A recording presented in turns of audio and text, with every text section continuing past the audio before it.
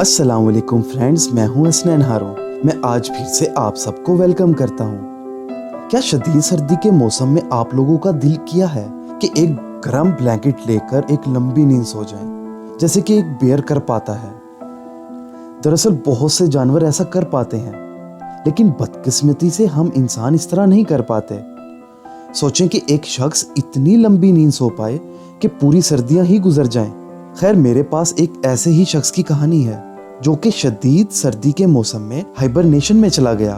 वो शख्स पूरे 3 हफ्ते तक शदीद बर्फबारी में सोता रह गया और मौत को चकमा दे आया। आप इमेजिन करें कि आप अपने दोस्तों के साथ पिकनिक पर जाना चाहते हैं। आप सब ऐसा इलाका चूज करेंगे जो कि कुदरती नज़ारों से भरा पड़ा है। कोई हिल स्टेशन तो आपकी पिकनिक में 4 चांद लगा सकता है। ऐसा ही मित्सुटाका उशिकोशी ने भी सोचा। 7 अक्टूबर 2006 को मित्सुटाका ने अपने दोस्तों के साथ माउंट रोको पर जाने का फैसला किया। दरअसल ये पहाड़ जापान में टूरिज्म में बहुत ज्यादा फेमस है और इस पहाड़ से ओसाका जैसे 2 बड़े शहर देखे जा सकते हैं। खैर, जब मित्सुटाका और उसके दोस्तों ने पार्टी मुकम्मल कर ली तो इन्होंने वापस नीचे जाने का फैसला किया। इसके लिए उन्हें केबल कार इस्तेमाल करनी थी। ये नीचे जाने का सबसे आसान तरीका था और इस काम में उन्हें 10 मिनट लगने थे। लेकिन मित्सुटाका के पास इससे बेटर आइडिया था। उसने डिसाइड किया कि वो अकेला पैदल ही नीचे उतरेगा। इसीलिए उसने अपने दोस्तों को अलविदा किया और चलना शुरू कर दिया। लेकिन वो इस बात से अनजान था कि उसके साथ जो होने वाला है इससे उसकी पूरी जिंदगी बदलने वाली है। अनजान रास्ते में मित्सुटाका दोस्तों के साथ गुजरा वक्त याद करता जा रहा था, लेकिन वो दरख्तों के इस जंगल में रास्ता भटक गया था। खैर, हम लोगों ने डिस्कवरी वगैरह पर देखा होगा कि अगर कोई रास्ता भटक जाए तो इसे जंगल में नदी के किनारे चलना चाहिए। इससे कोई भी शख्स किसी आबादी वाले इलाके में पहुंच सकता है। शायद मित्सुटाका को भी ये बात पता थी। इसने भी दरिया के किनारे चलना शुरू किया और जैसे ही वो इससे पार करने लगा, मित्सुटाका फिसला और उसके कूल्हे की हड्डी में फ्रैक्चर आ गया और वो एक तरह से पैरालाइज हो गया और किसी तरह रेंगता रेंगता एक वादी में पहुंचा और आराम करने के लिए सो गया। ये वो आखिरी बात थी जो मित्सुटाका को याद थी। इसके बाद वो ऐसी नींद सो गया जो हमारी नींद की निस्बत बहुत ज्यादा लंबी होने वाली थी।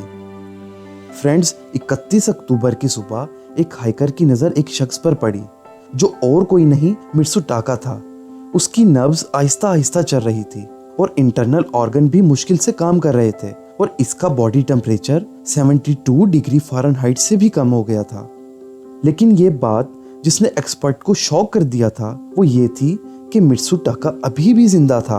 उसने 24 दिन बगैर किसी खुराक और पानी के गुजारे और उसके पास सर्दी और बारिश से बचने के लिए कुछ भी ना था और मित्सुटाका का दिल अभी भी धड़क रहा था। खैर, ये किसी मौजे से कम ना था।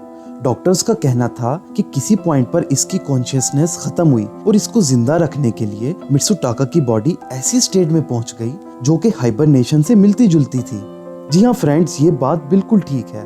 प्रैक्टिकली मित्सुटाका 24 दिन तक सोता रहा था, बिल्कुल एक पोलर बियर की तरह। मित्सुटाका क्योंकि नींद में था और उसने 3 हफ्तों से कुछ नहीं खाया था, तो इसकी बॉडी की एनर्जी कैलोरीज बर्न करके पूरी होनी थी और इसी प्रोसेस को स्लो करने के लिए इसका मेटाबॉलिज्म बहुत ज़्यादा स्लो हो गया ताकि मित्सुटाका का जिस्म कम से कम एनर्जी को इस्तेमाल करे। 2 महीने की ट्रीटमेंट के बाद मित्सुटाका बिल्कुल ठीक हो चुका था।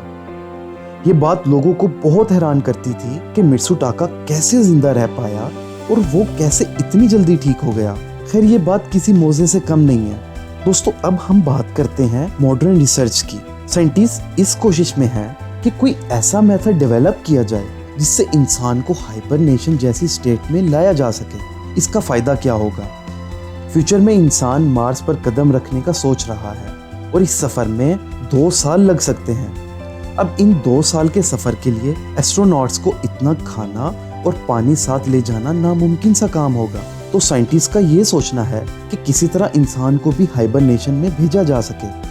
इससे फायदा ये होगा कि एस्ट्रोनॉट्स को हाइबरनेशन की स्टेट में लाकर मार्स पर भेजा जा सकेगा। एक तो वो इस सफर पर सोते रहेंगे और इस सफर में खाने पीने की चीजों की जरूरत नहीं पड़ेगी। दूसरा ये कि उनकी बॉडी तकरीबन मरी हुई होने की वजह से रास्ते का मुश्किल तरीन सफर आसानी से बगैर किसी अंदरूनी नुकसान के पूरा कर पाएगी। मेडिकल की फील्ड में हाइबरनेशन बहुत मददगार साबित हो सकती है, स्पेशली उन लोगों के लिए जिनको हार्ट अटैक आया हो। ऐसे मरीज के पास टाइम बहुत कम होता है और डॉक्टर्स भी ज्यादा कुछ नहीं कर पाते, लेकिन हाइबरनेशन में होने की वजह से इस शख्स की बॉडी मजीद नुकसान से बच सकेगी और डॉक्टर्स के पास भी टाइम काफी हो जाएगा। खैर ये बात फ्यूचर की है, शायद ये कभी पॉसिबल हो पाए या ना हो पाए, लेकिन डॉक्टर्स और साइंटिस्ट के सामने मित्सुटाका की मिसाल है, जो कि अब तक देखा गया वाहिद जिंदा इंसान है जो हाइबरनेशन को एक्सपीरियंस कर चुका है। दोस्तों, आपको ये स्टोरी कैसी लगी मुझे कमेंट करके ज़रूर बताइएगा। आप किसी और टॉपिक या स्टोरी की डिमांड भी कर सकते हैं, मैं कोशिश करूंगा कि उसी टॉपिक पर इंटरेस्टिंग सी वीडियो बना पाऊँ। आप सब अपना बहुत ज़्यादा ख्याल रखिएगा, मुझे इजाज़त दीजिएगा। अल्लाह हाफिज़।